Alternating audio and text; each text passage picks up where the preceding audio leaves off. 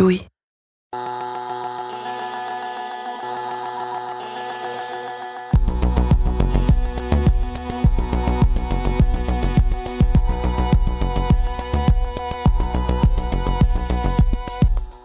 Je me rappelle, quand j'étais ado, et qu'on me demandait, déjà à mon âge, ce que je voulais faire plus tard, j'étais un peu perdue. Au fond de moi, j'avais déjà cette idée de faire du journalisme, mais j'en étais pas convaincue. Et puis surtout, je savais pas vraiment ce que c'était, un journaliste.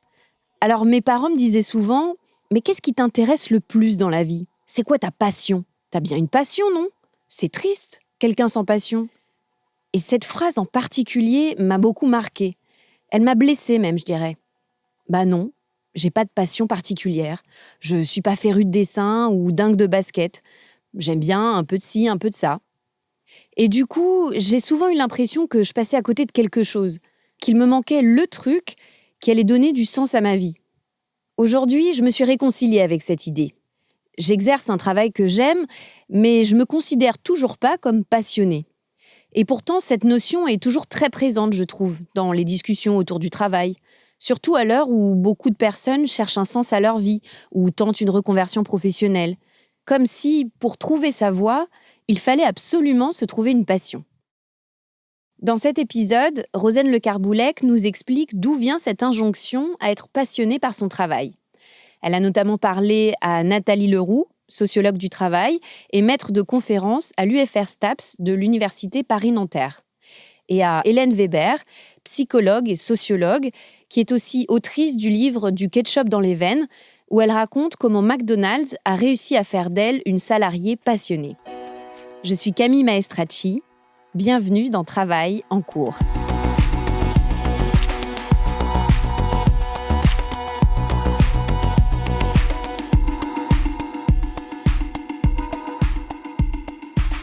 En tant que journaliste, j'exerce ce que certains et certaines appellent un métier passion. En tout cas, c'est ce qu'on m'a souvent dit, même si je ne le considère pas forcément comme tel. Mais c'est quoi, au juste, un métier passion ? Associer travail et passion, c'est interroger les intersections de deux univers qui paraissent n'avoir que peu de choses en commun. C'est ce qu'on peut lire dans Le Travail passionné, paru en 2015 aux éditions RS. Alors pour en discuter, j'ai d'abord rencontré Nathalie Leroux, co-autrice de cet ouvrage avec Marc Loriol. Cette sociologue du travail est maître de conférence à l'UFR STAPS de l'Université Paris-Nanterre et s'intéresse plus particulièrement aux modes d'organisation dans le secteur sportif. Un milieu où la question de la passion est omniprésente. Je lui ai d'abord demandé de me définir la notion de passion. Et ce qu'elle m'a rappelé, c'est que pendant très longtemps, la passion était vue de manière très négative. La valorisation des passions est récente. L'Antiquité, même la pensée classique, avait tendance à rejeter les passions. La passion était alors considérée comme une maladie de l'âme. Et pour les philosophes rationalistes tels Platon ou Descartes, elle brouille le jugement et empêche l'accès aux vérités. Le sage serait celui qui sait dominer ses passions. Avec le temps, la passion reste perçue de manière ambivalente en philosophie. C'est aussi le cas en psychologie. Pour la psychologie, voire la psychopathologie, la passion revêt d'abord une connotation négative et pathologique. Si elle est excessive, elle peut épuiser les réserves d'énergie et de motivation du salarié, par exemple, et le conduire, pour se protéger, à développer une attitude cynique, d'ailleurs, envers son activité. L'approche psychologique de la passion, qui domine aujourd'hui, c'est celle de Robert Valléran, dont m'a parlé Nathalie Leroux. Il est professeur de psychologie à l'Université du Québec, à Montréal. Il distingue les passions harmonieuses des passions obsessives. Selon lui, la passion harmonieuse, c'est quand une activité occupe une place importante dans notre identité, mais pas démesurée. Elle va avoir des effets positifs sur notre performance, sur nos relations sociales, sur notre bien-être. À l'inverse, la passion obsessive, elle prend trop de place dans l'identité, elle résulte d'une pression interne et pas d'un libre choix.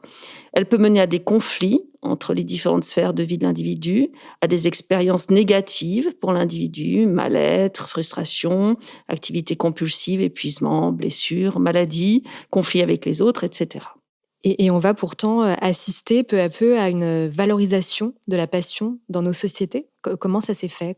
Alors, pour considérer cette valorisation sociale dans nos sociétés, qu'on peut d'ailleurs situer dans les années 1960, il faut considérer que cette valeur accordée à la passion va être le fruit d'une construction sociale qui va être liée à la montée de nouvelles formes d'individualisme après la Seconde Guerre mondiale.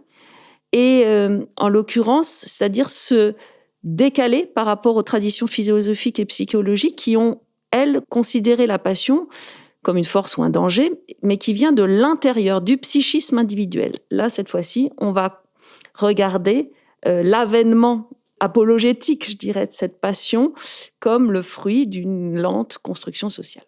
Effectivement, la notion de passion, aujourd'hui, elle est extrêmement connotée positivement. Et on voit bien qu'elle est de plus en plus largement utilisée dans le vocabulaire courant, et d'ailleurs que son extension langagière galvaude le sens de la passion elle-même. Et on voit également, et cela ça remonte aux années 70, que le terme fait également l'objet d'une forte valorisation dans la publicité, qui va flatter à tout va les passions joyeuses pour convaincre le client. Si la passion devient connotée de plus en plus positivement dans nos sociétés, c'est parce qu'elle est vue comme un pendant de la réalisation de soi. Elle donne un sens à l'existence et elle permet de nous différencier. Les personnes passionnées seraient ainsi plus originales, plus authentiques. Pour Nathalie Leroux, cette valorisation de la passion, c'est le fruit d'une construction historique, sociale et culturelle.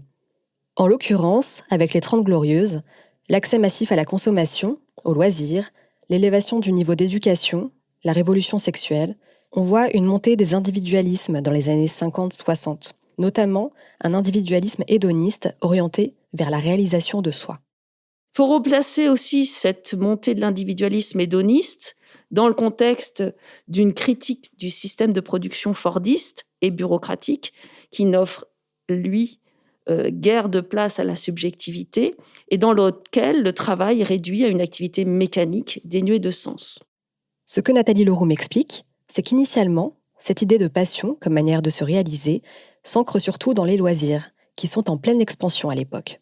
Progressivement, cette valorisation de la passion infuse dans le monde du travail également, alors qu'à ce moment-là, les termes passion et travail sont plutôt antinomiques. Le travail est d'abord synonyme de nécessité, de contrainte, voire de torture, si on se rapporte à l'étymologie latine du mot. Comment la passion a-t-elle été peu à peu érigée en valeur professionnelle ? Cette valorisation désormais d'ailleurs très étendue de la passion au travail comme source d'épanouissement de soi, elle émerge, on peut le dire, à partir des années 1980. Et c'est une date à laquelle, justement, l'engagement de soi et la passion au travail deviennent une attente sociale prégnante qui va être encouragée par des nouveaux modes d'organisation.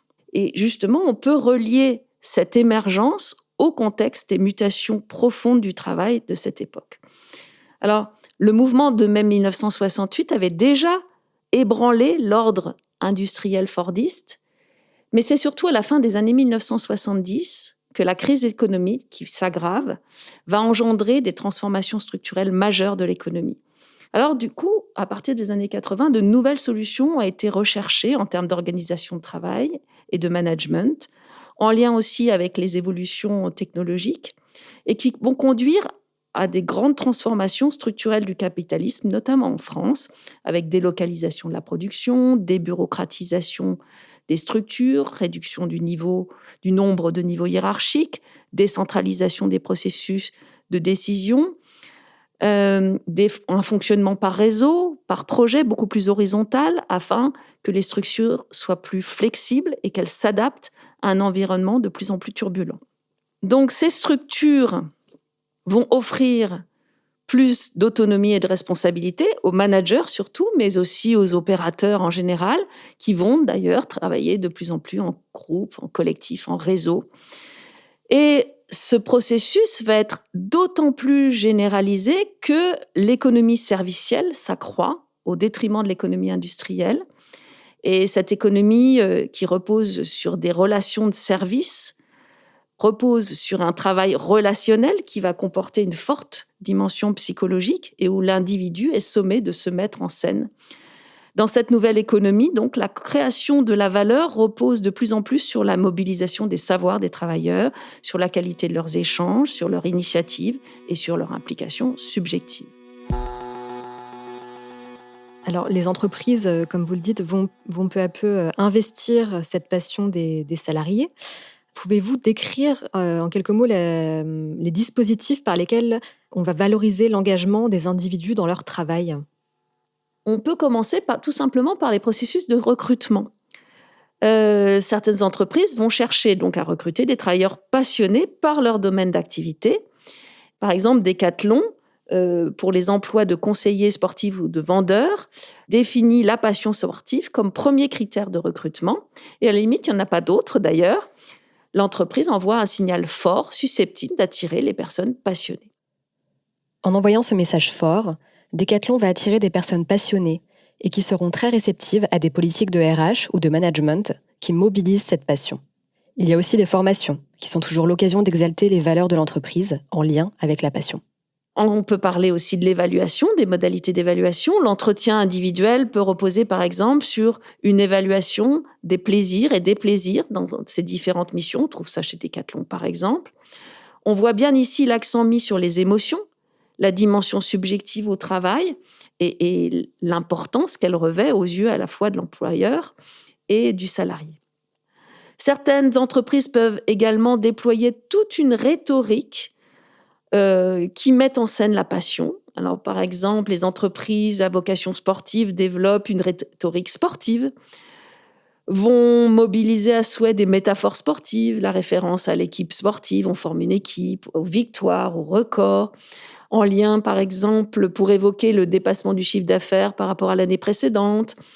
Vont évoquer aussi, vont mobiliser les notions de performance, de dépassement de soi, de référence aux champions, etc. Dans quel secteur professionnel la passion est-elle davantage valorisée ? Et y a-t-il, à l'inverse, des secteurs qui échappent totalement ? Alors effectivement, il y a des secteurs qui se prêtent davantage à la mobilisation de la passion. Alors on va trouver dans ce cas-là des entreprises qui touchent aux loisirs en général, la culture, la mode, les jeux vidéo, le sport, le tourisme notamment. Et puis éventuellement à des domaines qui peuvent être, pour une raison ou une autre, valorisés socialement. On pourrait évoquer les nouvelles technologies, mais aussi l'aéronautique, l'aérospatiale, mais aussi des métiers qui touchent à la relation, le service à la personne, etc.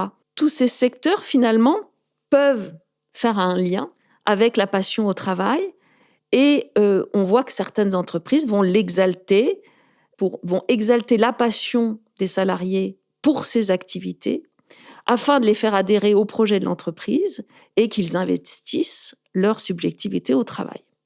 Et puis, il y a aussi d'autres secteurs qui sont plutôt imperméables à cette valorisation de la passion au travail. Je pense notamment à certaines industries manufacturières peu robotisées, à certains secteurs de l'agroalimentaire dans lesquels on trouve beaucoup de travail à la chaîne, mais aussi à certaines activités de service également taylorisées et qui reposent éventuellement sur un travail peu qualifié, où la relation avec les clients est assez faible, le travail est peu qualifié, impersonnel, réduit souvent à une composante physique, matérielle. Mais néanmoins, même dans ces secteurs, a priori peu propices à l'enrôlement des subjectivités, et je pense par exemple à la restauration rapide, bien on voit que certaines entreprises développent des logiques de responsabilisation, d'appel à la subjectivité, pour les managers en particulier, et je renvoie aux travaux de Hélène Weber sur ce sujet, et notamment son travail intitulé « Du ketchup dans les veines ». Hélène Weber est psychologue et sociologue. Quand elle était étudiante, elle a travaillé durant 2 ans à McDonald's. De cette expérience, elle a tiré une thèse, résumée dans un ouvrage, « Du ketchup dans les veines », où elle raconte comment McDonald's a réussi à faire d'elle une salariée passionnée. Dans la préface, le sociologue Vincent de Gaulle-Jacques, qui était son directeur de thèse, écrit « Elle raconte comment l'immersion dans l'entreprise s'est renversée, au sens où elle s'est retrouvée immergée par l'entreprise, avant de tenter de se dégager de son emprise, puis d'essayer de comprendre pourquoi et comment elle avait pu se laisser prendre et adhérer avec tant de passion à un travail somme toute peu exaltant. » J'ai interrogé Hélène Weber pour comprendre. Se souvient-elle précisément du moment où elle s'est sentie immergée par McDonald's ? Je ne sais pas si c'est un moment comme s'il y avait un avant et un après, ou si c'est plutôt, vous savez, l'histoire de la grenouille qui se trouve prise dans un verre d'eau chaude et qui, à un moment donné, l'eau devient trop chaude et elle en meurt, et qu'elle s'est pas rendue compte, elle n'a pas eu le déclic à un moment donné de sortir de l'eau parce qu'elle était trop chaude. Alors moi, mon déclic, je l'ai eu, mais grâce à mes études, parce qu'à un moment donné, j'ai choisi d'analyser mon expérience par le biais d'une recherche en sociologie. J'avais un double cursus, c'était quand même assez prenant en termes d'études. Et du coup, j'ai un prof qui m'a dit, mais tu sais, il n'y a pas beaucoup d'études qui ont été faites sur l'expérience de travail chez McDo. Toi, tu bosses à mi-temps, ça ferait un bon sujet de mémoire de sociologie. Donc je dis, ah super. Et alors spontanément, je me dis, c'est génial, je vais réhabiliter cette entreprise qui est tellement décriée, qui est tellement critiquée en termes d'organisation du travail. Moi, je vais montrer à quel point il s'agit d'une entreprise qui permet aux salariés de s'épanouir. Et donc, je vais voir. On me dit, ben tiens, celui qui travaille sur ces questions-là, c'est Vincent de Goldjak. Alors, je n'avais rien lu, comme beaucoup d'étudiants, je n'avais rien lu de Vincent de Goldjak au moment où je suis allée le voir pour lui demander s'il accepterait d'être mon responsable de mémoire. Et donc, il m'écoute tenir, puisque lui, il est plutôt dans une démarche de critique de l'emprise de l'organisation. Il avait écrit des livres, Le coût de l'excellence, l'emprise de l'organisation. Et donc, moi, avec ma naïveté, j'arrive et je lui dis, voilà mon projet, je veux réhabiliter McDonald's, je veux montrer à quel point c'est... Et il m'écoute. Alors, je lui sais gré de ne pas du tout avoir cherché à me retirer mes illusions à ce moment-là. Il m'a donné une pile de bouquins à lire. Il m'a dit, lisez ça et on en reparle dans un mois. Et alors là, je commence à lire et là, je réalise que ce qu'il décrit comme étant les mécanismes d'emprise et d'adhésion, c'est exactement ce que je suis en train de vivre. Alors, j'ai occupé plein de postes, j'ai animé des anniversaires, j'ai été chargée du dépôt, c'est compter les caisses après la période d'affluence. J'ai été formatrice, j'ai occupé tous les postes qu'on peut occuper en tant qu'équipière. Puis ensuite, je suis passée responsable de zone, swing manager, ça s'appelle, donc avec la mission d'animer soit l'équipe de la cuisine, soit l'équipe du comptoir. Et puis voilà. Et puis au bout d'un moment, alors il y a aussi le fait que parallèlement, je faisais mon étude dans mon master sur McDonald's et que j'ai déconstruit en quoi je pensais être complètement libre dans mon implication. Et l'analyse de l'organisation m'a amené à prendre conscience de la façon dont l'organisation du travail et les stratégies de management m'avaient capté.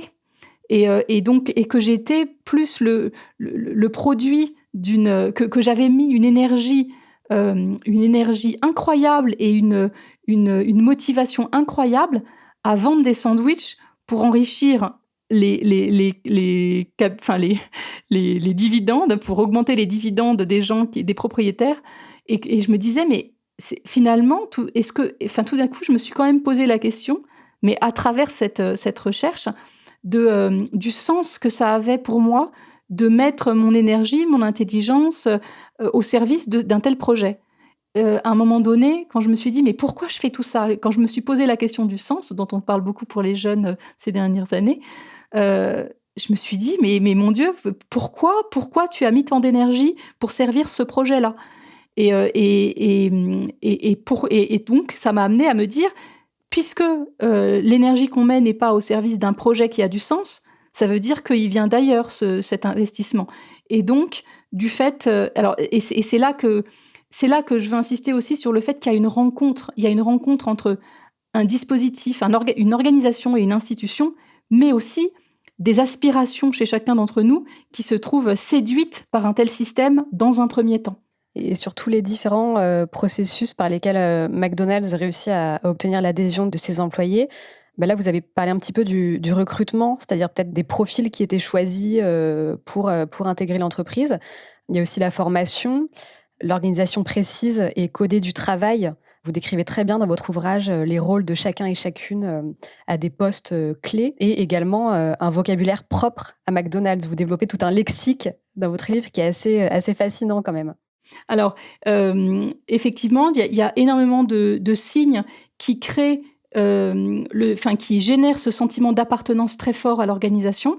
J'aurais envie de rajouter, l'uniforme quand même. Ce qu'il faut voir, c'est que ce sont des processus qu'on observe dans tous les groupes sociaux qui ont besoin de renforcer ce sentiment d'appartenance. Et McDo va renforcer ça. C'est-à-dire que on observe ça dans n'importe quel groupe et pour n'importe quel individu qui a besoin de trouver sa place, tout simplement dans un univers social dans lequel il se sent bien.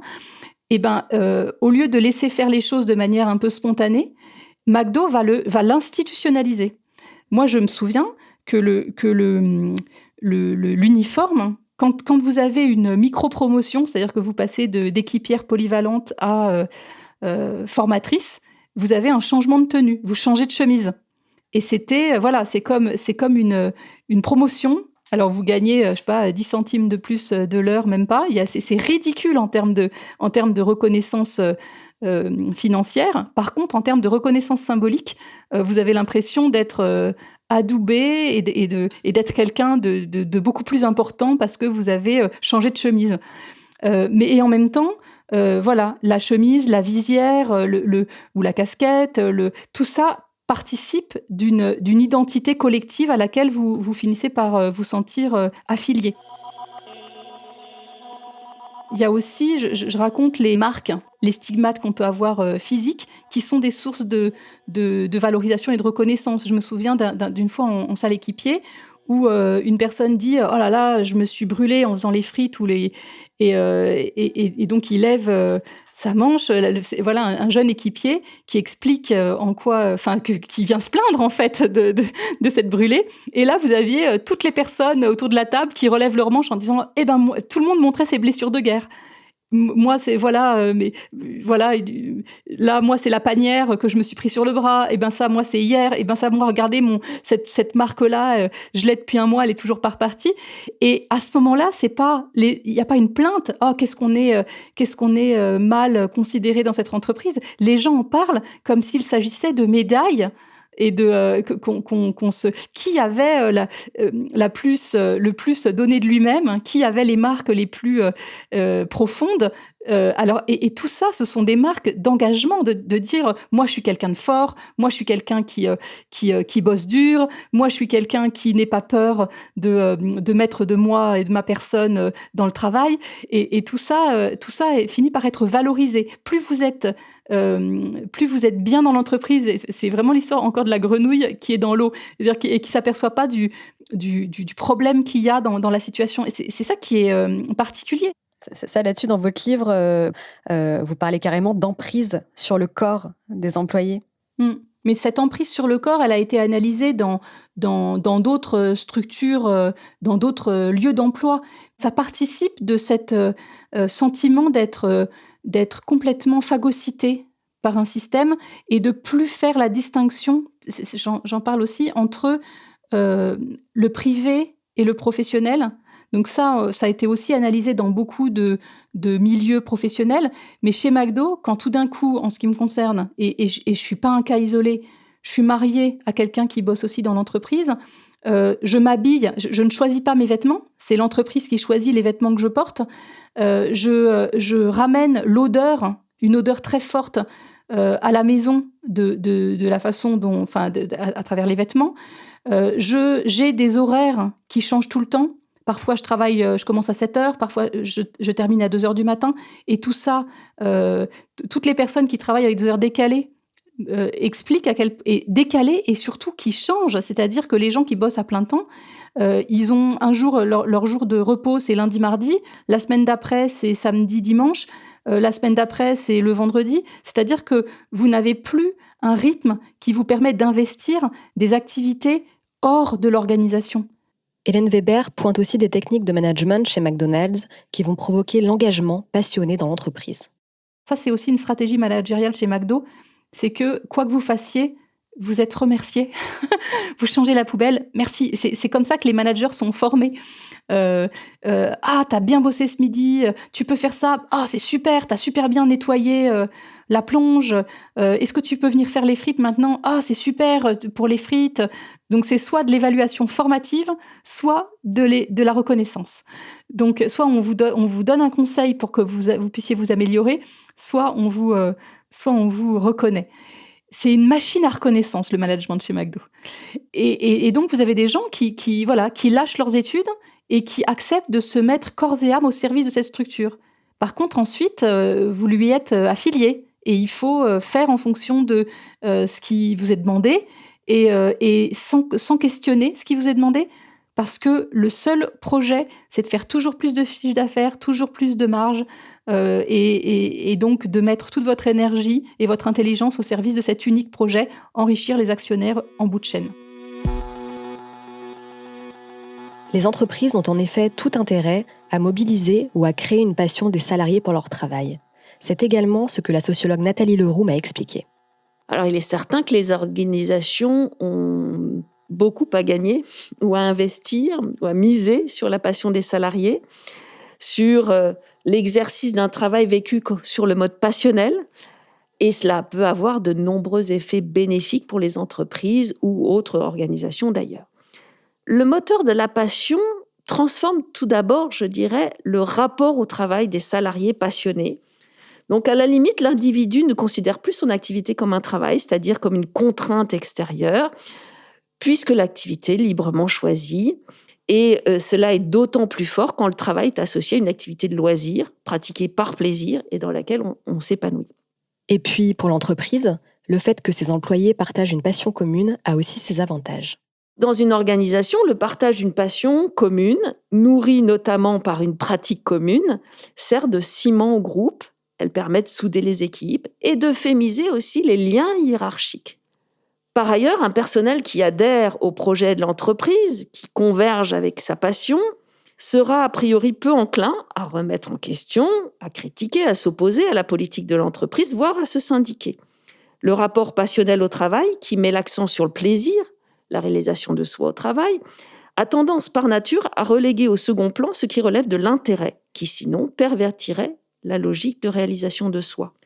On voit bien dans certains secteurs de loisirs, comme le sport par exemple, que le taux de syndicalisation est assez faible, que les entreprises cherchent à limiter l'engagement syndical des salariés en brandissant l'idéologie sportive et la passion au travail pour contrer toute velléité d'opposition. Dans son article « Les ambivalences de la passion pour le travail », paru dans la revue Bulle de Savoir en 2017, le sociologue et chercheur au CNRS Marc Loriol s'intéresse à la mobilisation de la passion dans les pratiques managériales de la Silicon Valley. Il écrit « Cette mobilisation de la passion et du plaisir au travail pour garantir l'engagement et la motivation des salariés se traduit par la mise en place de formes ludiques de management, de relations informelles et décontractées. » Plus loin, il ajoute « Les faibles salaires, les heures supplémentaires non payées, l'absence de formation offerte par l'employeur, l'absence de syndicats et de conventions collectives sont vus par les professionnels des nouvelles technologies de l'information et de la communication interrogés comme le prix à payer pour faire un travail passionnant. » Alors on voit que la mobilisation de la passion au travail a des effets délétères sur les conditions d'emploi, y compris sur les velléités salariales ou syndicales des travailleurs. Mais elle a également des effets physiques et psychologiques sur les travailleurs eux-mêmes, Nathalie Leroux.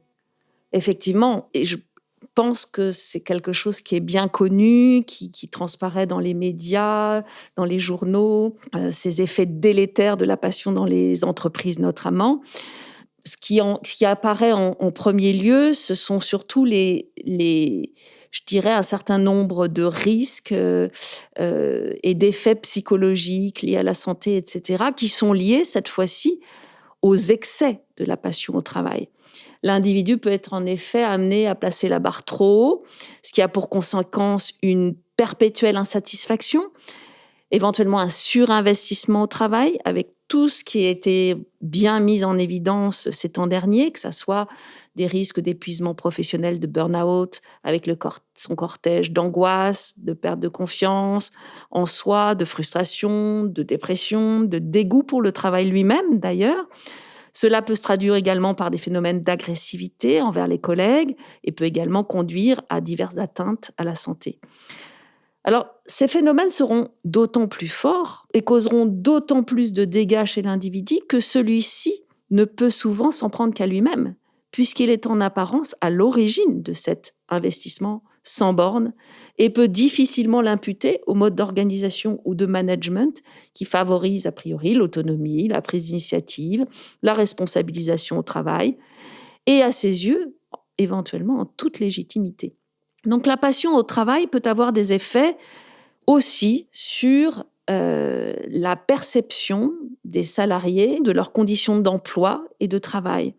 Puisque le travail passionné se présente rarement comme un travailleur, puisqu'il a tendance à dénier le travail dans ses définitions statutaires, juridiques ou monétaires, il peut être amené à accepter ou consentir à de piètres conditions d'emploi, un salaire moindre comparé à d'autres secteurs d'activité, une forte précarité ou de faibles perspectives de carrière, mais aussi à des conditions de travail difficiles, voire risquées, avec des horaires à rallonge éventuellement, il y a un fort empiètement sur la vie privée. Toutes ces conditions mauvaises, dégradées de travail et d'emploi peuvent être considérées comme le prix à payer pour avoir un travail passionnant et elles font en plus souvent l'objet d'un déni. La passion peut ainsi devenir un masque ou un leurre pour tromper la souffrance dans des métiers où l'engagement au travail ne fait pas suffisamment l'objet d'une régulation collective, de débat, de réflexion, tout simplement. La passion au travail peut conduire aussi à un certain aveuglement et à un sens critique amoindri, car revendiquer de meilleures conditions de travail ou d'emploi risque de remettre en cause publiquement ou intimement le caractère passionné de son engagement. On a tendance à voir notre attachement à la passion au travail comme un trait psychologique. Or, c'est le fait de le considérer comme faisant partie de notre identité qui nous empêche de revendiquer de meilleures conditions de travail. D'où l'importance, pour Nathalie Leroux, d'expliquer la passion au travail non pas par le prisme de la psychologie, mais de la montrer comme une construction qui est portée par des logiques sociales et surtout économiques. Un passage écrit par la sociologue Maud Simonet, dans Le travail passionné, résume à mes yeux très bien toute cette ambivalence de la passion au travail. Je la cite : « Parce qu'il est plus que le travail passionné est invasif. Il colonise le temps et l'espace de la sphère domestique, déborde sur la vie familiale. Le temps libre du non-travail conduit à des arbitrages, des dilemmes, des ruptures parfois, qui font dire à Samuel Jules et Marina Honta dans leur contribution qu'en fin de compte, se dire passionné au travail revient également à être travaillé par la passion. » Vous venez d'écouter Travail en cours.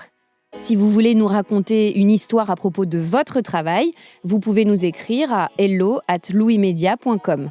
Cet épisode a été réalisé par Rosane Lecarboulec, Louise Emerlé est chargée de production, Cyril Marchand était au montage et à la réalisation, la musique est de Jean Thévenin et le mix a été fait par Olivier Baudin. Marion Girard est responsable de production et Maureen Wilson, responsable éditoriale. Mélissa Bounois est à la direction des productions et Charlotte Pudlowski à la direction éditoriale.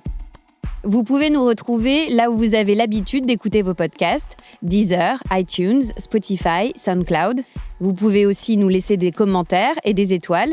Et si l'épisode vous a plu, n'hésitez pas à en parler autour de vous. Et si vous aimez ce podcast, découvrez les autres podcasts de Louis, Émotion, le Book Club, Fracas, Passage.